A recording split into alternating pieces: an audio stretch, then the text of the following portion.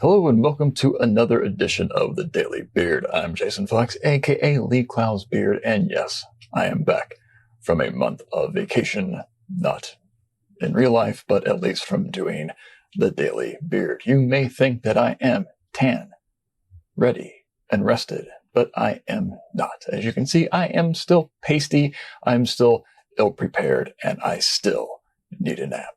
Nonetheless, we are going to discuss the tweet. Check your ego at the door. If it's strong enough to fight, yet meek enough not to fume, go on in. Now, usually the phrase check your ego at the door means leave your ego outside. Obviously, I have twisted that phrase to my own desires and whims.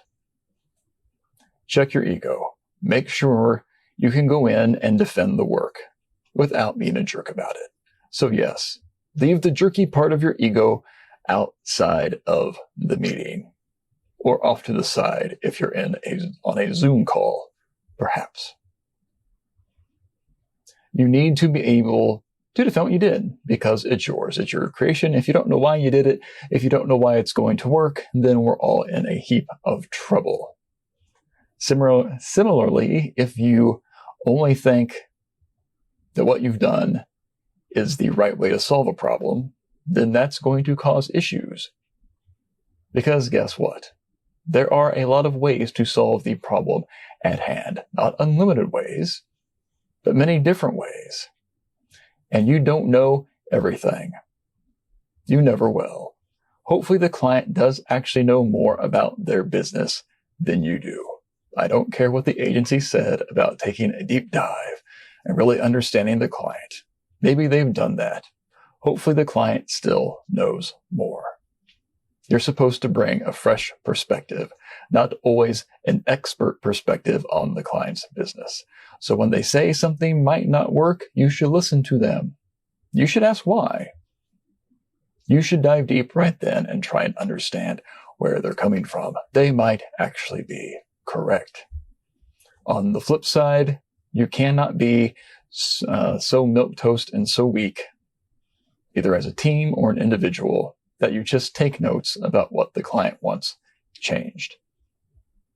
Because that will not get anybody anywhere, except down the road to really poor work, which I hope you do not want to travel down.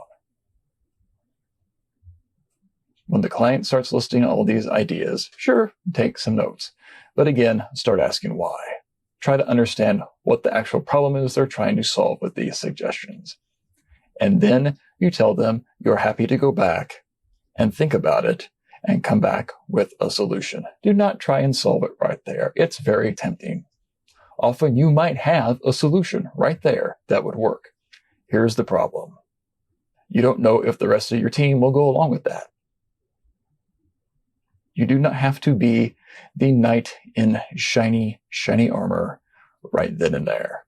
Go back, regroup, talk about it, because your teammates hopefully also have some ideas about how to solve the problem, and then go back to the client, either with something new, something altered, or with new reasons as to why they should do exactly what you suggested in the first place. That is actual collaboration. Not everyone getting their way, but everyone coming together to figure out an actual great way forward. I'm Jason Fox. Have a good one.